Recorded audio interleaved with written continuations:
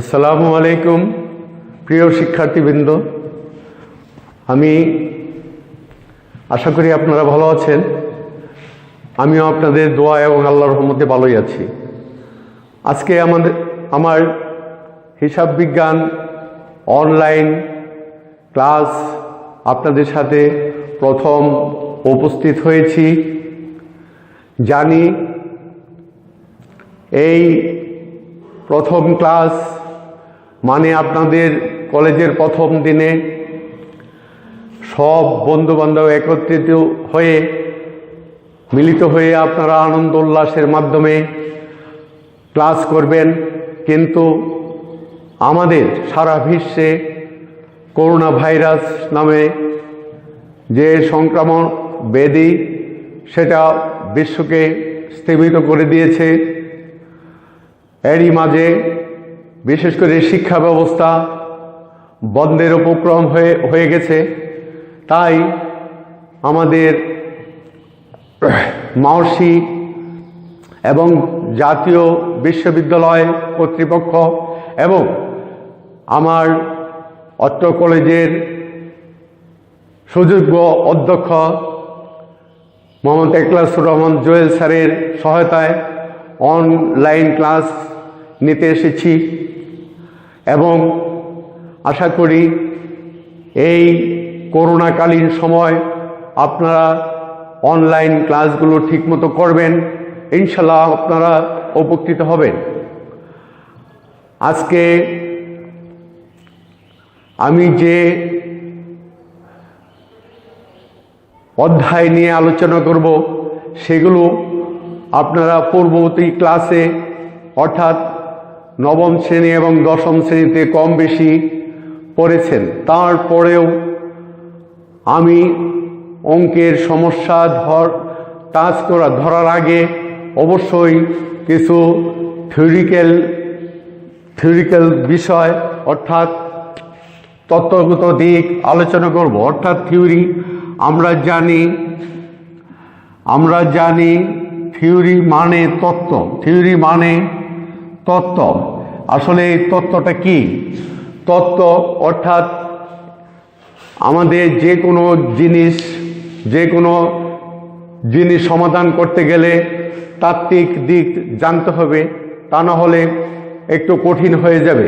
তাই আদৌ আমরা গ্রামে একজন আরেকজনকে বলি, কিছু না বুঝলে বলে থাকি যে তোমার তাত্ত্বিক জ্ঞান নাই, তোমার তত্ত্বগত জ্ঞান নাই। অর্থাৎ আমরা একটা অঙ্ক কিভাবে সমাধান করব সেই সমাধান সম্বন্ধে তার থিওরিগত দিক আগে কিছু আলোচনা করে নিতে হবে, তাহলে আপনাদের অঙ্ক করা সহজ হয়ে যাবে। তাহলে আমি বলবো, আমি আজকে যে অধ্যায়টা আলোচনা করব সে অধ্যায় হিসাব বিজ্ঞানের প্রথম অধ্যায়।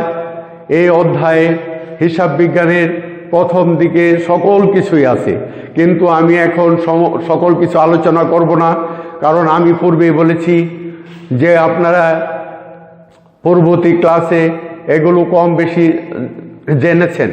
আজকে আমি যেটা করব সেটা হচ্ছে লেনদেন, অর্থাৎ লেনদেন নিয়ে আলোচনা করব।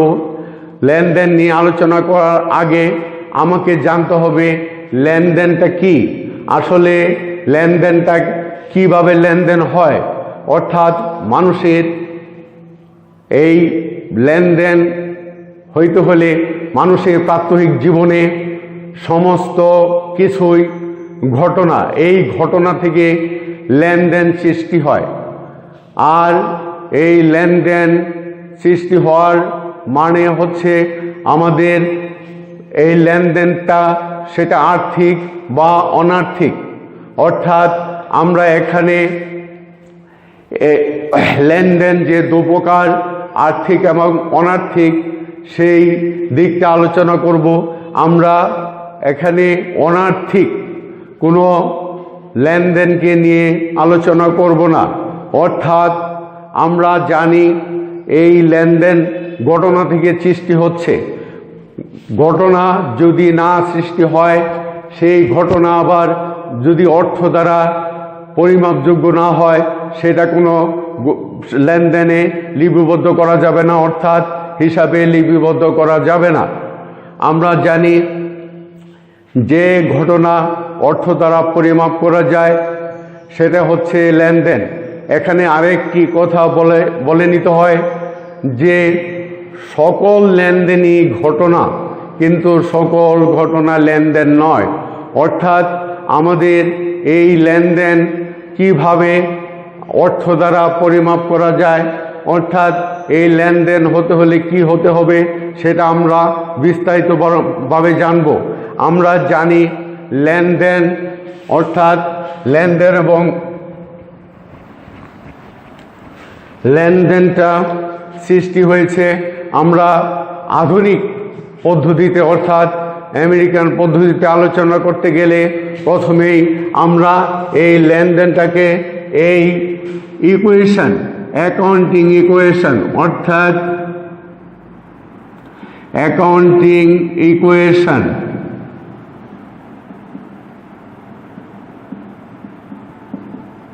অ্যাকাউন্টিং ইকুয়েশন অর্থাৎ এটা হিসাব সমীকরণ। হিসাব সমীকরণ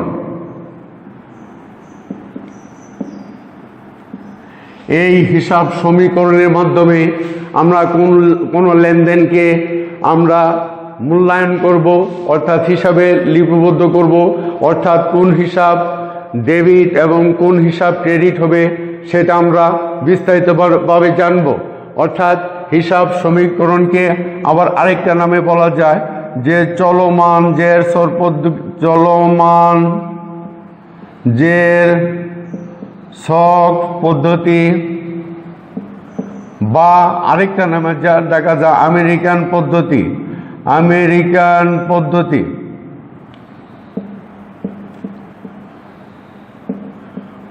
আমেরিকান পদ্ধতি আমরা তাহলে যে এই লেনদেনটা যদি ইকুয়েশনের মধ্যে ফেলে নেই তাহলে দেখব আমরা প্রথমেই এই অ্যাকাউন্টিং ইকুয়েশন অর্থাৎ প্রত্যেকটা লেনদেন যদি হয় সেটা হতে হবে এ ইজ ইকুয়াল টু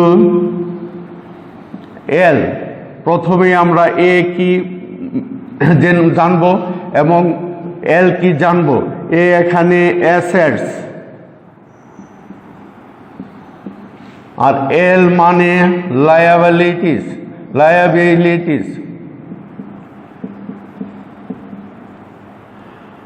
অ্যাসেটস এবং লায়াবিলিটিস অর্থাৎ প্রত্যেক লেনদেনে বা হিসাবে আমাদের সম্পদ সমান সমান, অর্থাৎ সম্পদের সম পরিমাণ হইতে হবে দায়, অর্থাৎ সম্পদ এবং দায় সব সময় সমান হইতে হবে।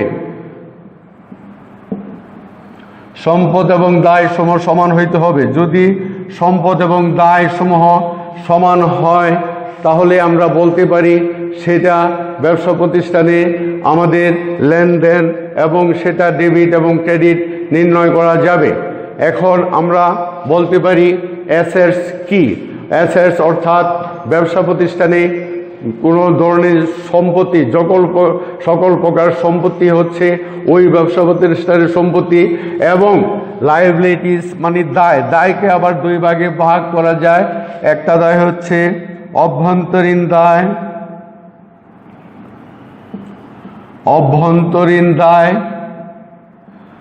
আরেকটা হচ্ছে বহির্দায়। অভ্যন্তরীণ দায় তাহলে আমরা সম্পদকে কোনো ভাগ করা যায় না, তাই আমরা সম্পদ সমূহ লিখেছি। আর লায়াবিলিটিস মানে দায় সমূহ, তাহলে দায় সমূহ আমরা দুই ভাগে ভাগ করি, অভ্যন্তরীণ দায় এবং বহির্দায়। এখানে বলা বাহুল্য অভ্যন্তরীণ দায়টা কি। অভ্যন্তরীণ দায়টা হচ্ছে মালিকের মালিকানা সত্ত্ব, মালিকের মালিকানা সত্ত্ব।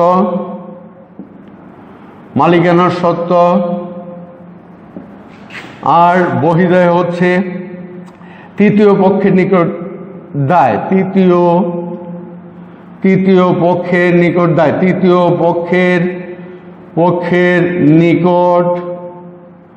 তৃতীয় পক্ষের নিকট যে দায়। তাহলে আমরা বলতে পারি যে একটা ব্যবসা প্রতিষ্ঠানে যদি আমরা সমীকরণের মাধ্যমে দেখি যে সম্পদ সমান সমান আমাদের দায় হইতে হবে, দায়কে আবার দুই ভাগে ভাগ করতে পারি। সেটা একটা হচ্ছে অভ্যন্তরীণ দায়, যেই অভ্যন্তরীণ দায়কে আমরা মালিকের মালিকানার সত্ত্ব অর্থাৎ অনার্স ইকুইটি, ইংরেজিতে যেটা বলবো আমরা অনার্স ইকুইটি। এবং এখানে দায়ের আরেকটা জিনিস থাকবে বহিদায়। বহিদায় কাকে বলে? বহিদায় মানে তৃতীয় পক্ষের নিকট ব্যবসা প্রতিষ্ঠান যে ঋণী আছে সেটা হচ্ছে বহিদায়। এখানে যদি আমরা এই A=L আমরা কোনো লেনদেন সমান হয় তাহলে আমরা বুঝবো যে সেটা লেনদেন এবং সেটা হিসাবে লিপিবদ্ধ করা যাবে। এখন প্রথমেই যেটা বলে নিতে হয় যে আমাদের প্রত্যেকটা লেনদেনে প্রত্যেকটা লেনদেনকে আমরা এখানে লেনদেন বলবো না, অর্থাৎ হিসাবে লিপিবদ্ধ করা যাবে না। এখানে কিছু সংখ্যক অনার্থিক ঘটনা, অনার্থিক বিষয় আছে, সেগুলো আমরা হিসাবের বইতে লিখব না। এখন আমাকে প্রথমেই আলোচনা করতে হবে যে সমীকরণের মাধ্যমে যদি আমরা বলি, সমীকরণের মাধ্যমে যদি আমরা প্রমাণ করি লেনদেনকে মাধ্যমে, অর্থাৎ কোনো লেনদেন হিসাব সমীকরণের উপর যে প্রভাব ফেলে সেটা নিয়ে আলোচনা যদি করি তাহলে আপনারা সহজেই বুঝতে পারবেন। তাহলে সমীকরণের মাধ্যমে যদি আমরা আলোচনা করি তাহলে কোনো লেনদেন হিসাব সমীকরণের উপর যে প্রভাব ফেলবে সেটা এখন আমি আলোচনা করব। আমরা প্রথমে বলতে পারি মিস্টার রহিম 1 লক্ষ টাকা মূলধন নিয়ে বা মূলধন বিনিয়োগ করে মূলধন নিয়ে ব্যবসা শুরু করেন। এখানে আমরা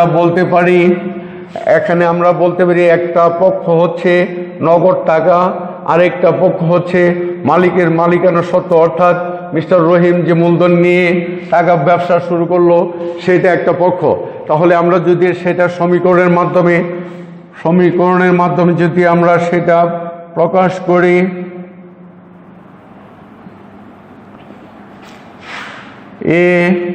এ মানে সম্পদ সমূহ,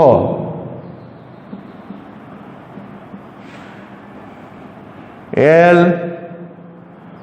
দায়সমূহ। এখানে বলা বাহুল্য এখানে তৃতীয় পক্ষের নিকট একটা দায়, একটা ওই মালিকানার সত্ত্ব। তাহলে আমাদের প্রথমেই এই 1 লক্ষ টাকা মূলধন নিয়ে ব্যবসা শুরু করেছে। তাহলে আমরা এখানে নগদ হিসাবে 1 লক্ষ টাকা কারবারে দেখাতে পারি। ঠিক তেমনিভাবে আমাদের এই 1 লক্ষ টাকা দায় হলো না, এটা মালিকের মালিকানা সত্ত্ব বৃদ্ধি পেল। তাহলে এদিকে মালিকের মালিকানা সত্ত্ব বৃদ্ধি পেল। তাহলে আমাদের সম্পদ এবং দায় সমান হলো। 2 নম্বরে বলা যাইতে পারে নগদে মাল ক্রয় 10,000 টাকা। এখানে আমাদের নগদ টাকার বহির্গমন, নগদ টাকা চলে গেছে। তাহলে আমরা বলতে পারি নগদ টাকার পরিমাণ হ্রাস পাবে 10,000 টাকা, বিয়োগ দিয়ে হয়ে গেল 90,000। আবার ক্রয় যেহেতু এটা খরচ বোঝায়, তাহলে মালিকের মালিকানা সত্ত্ব হ্রাস পাবে। তাহলে মালিকের মালিকানা সত্ত্ব যদি 10,000 টাকা হ্রাস পায় তাহলে আমাদের হবে 90,000। অর্থাৎ আমাদের সম্পদ এবং দায় সমপরিমাণ হলো। এখানে আরেকটু আলোচনা করে নিলে আরো সহজ হবে। যে আমরা যদি A is equal to L plus OE অর্থাৎ অনার্স ইকুইটি, অর্থাৎ এই ওই কে বর্ধিত রূপে প্রকাশ করি, তাহলে ওই কে আমরা বর্ধিত রূপে প্রকাশ করলে আমরা এইভাবে দেখাইতে পারি L plus C plus I minus E minus D.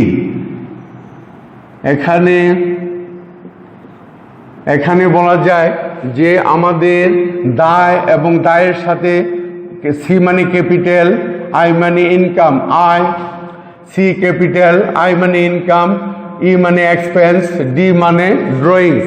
এখানে আমরা যে সূত্র দেখব সেটা হচ্ছে এই যে আমরা যে ক্রয় করলাম 10,000 টাকা, এটা মালিকের মালিকানা সত্ত্ব থেকে বিয়োগ যাবে ই মানে এক্সপেন্স, ই মানে এক্সপেন্সেস।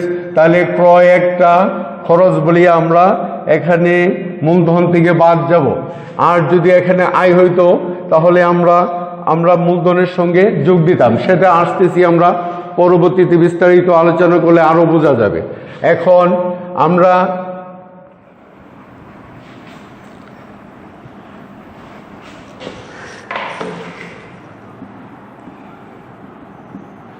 তিন নম্বর যদি বলি বেতন প্রদান নগদে, বেতন প্রদান নগদে 5,000 টাকা।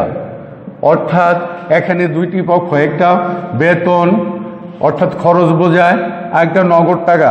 3 নম্বরে দেখা যাচ্ছে যে আমরা নগদ টাকা হ্রাস পাবে 5,000 টাকা হ্রাস পাবে, থাকবে 85,000। ঠিক তেমনিভাবে আমাদের খরচ হিসাবে আমাদের এই এক্সপেন্স খরচ হিসাবে আমরা মালিকের মালিকানা সত্ত্ব থেকে বাদ দেব 5,000, রয়ে গেল 85,000। অর্থাৎ আমরা দেখব প্রতি ক্ষেত্রেই মালিকের মালিকানা সত্ত্ব এবং সম্পদ, মালিকানা সত্ত্ব এবং সম্পদ একই সমান হয়ে যাচ্ছে। আমাদের 4 নম্বরে বলা যাইতে পারে কমিশন বাবদ নগদ প্রাপ্তি, কমিশন বাবদ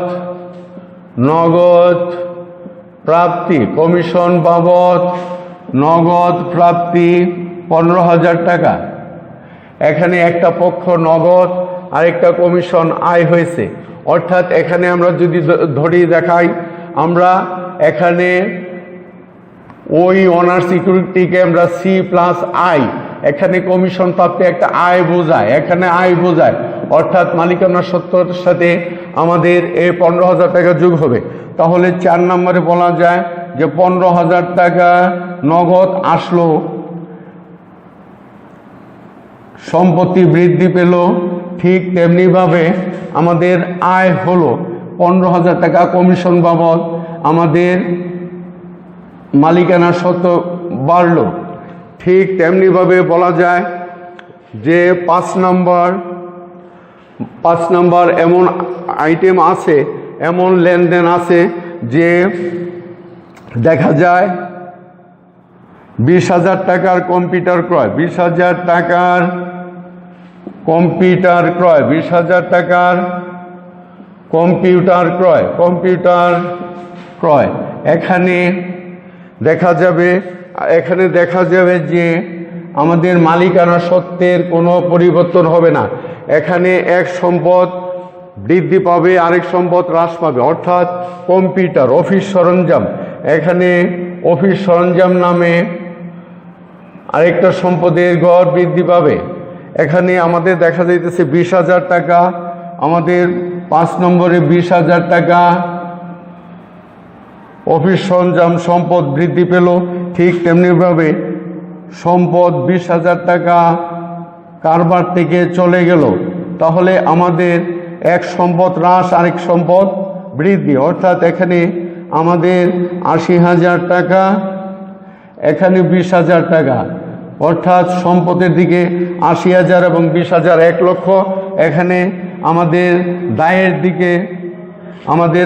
দিকে আমাদের একটা মালিকের মালিকানা সত্ত্ব আছে 1 লক্ষ টাকা, তাহলে বোঝা যায় এখানে আমাদের সম্পদ এবং দায় দুটোই মিলে গেল।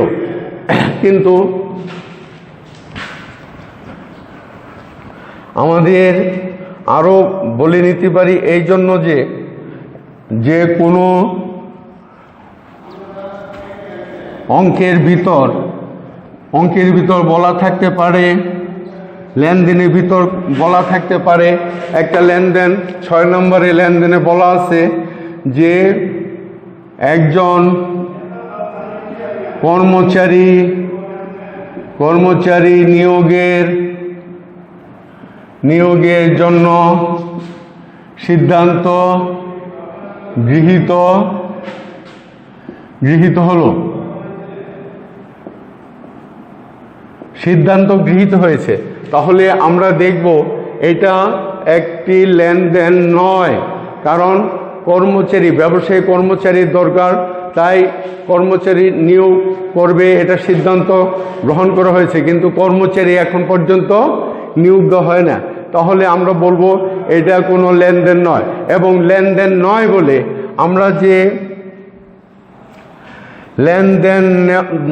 বলে আমরা যে হিসাব সমীকরণে দেখালাম, এখানে এই হিসাব সমীকরণে 6 নম্বরে কোনো নগদও আসে নাই, অফিস সরঞ্জাম ছিল সেটাও আসে নাই, এখানে দায় ছিল, দায় বৃদ্ধি বা হ্রাস পায় নাই, এখানে মালিকানা সত্ত্ব কোনোটিরই পরিবর্তন হয়নি। তাহলে বলা যাবে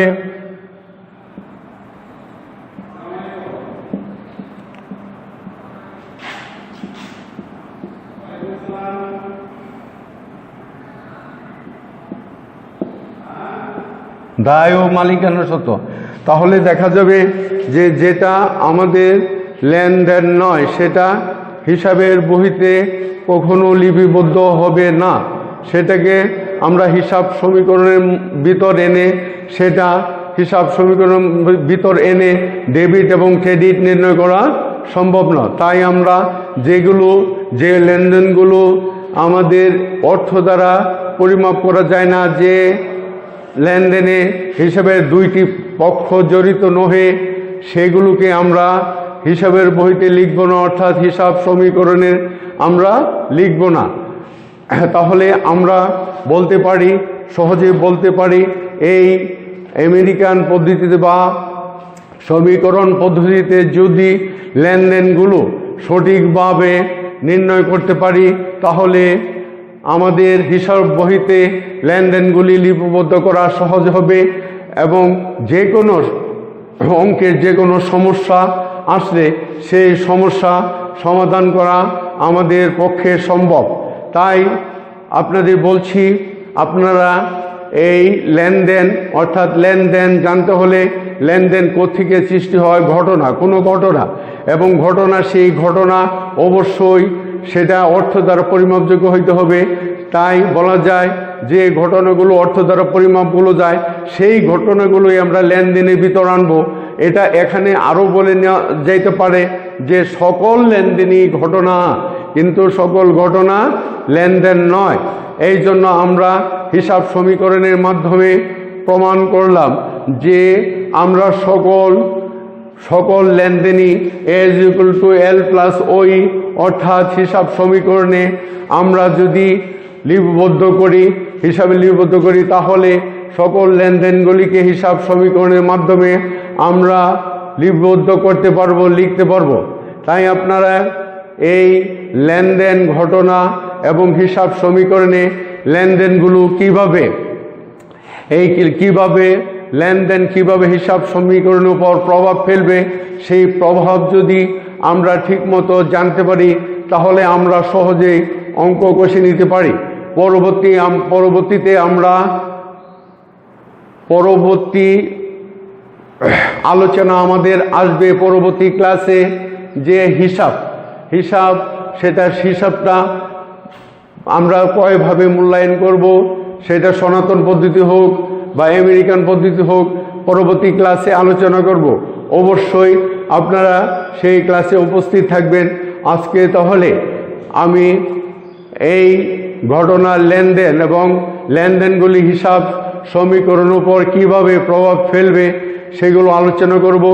আজকে তাহলে আমি এই ক্লাসের পরিসমাপ্ত ঘটাবো। পরিসমাপ্ত ঘটানোর আগে দোয়া করি আপনারা ভালো থাকেন, সুস্থ থাকেন, আমার জন্য দোয়া করবেন, আমি যেন পরবর্তী ক্লাসে আপনার জন্য ক্লাস উপস্থাপন করতে পারি।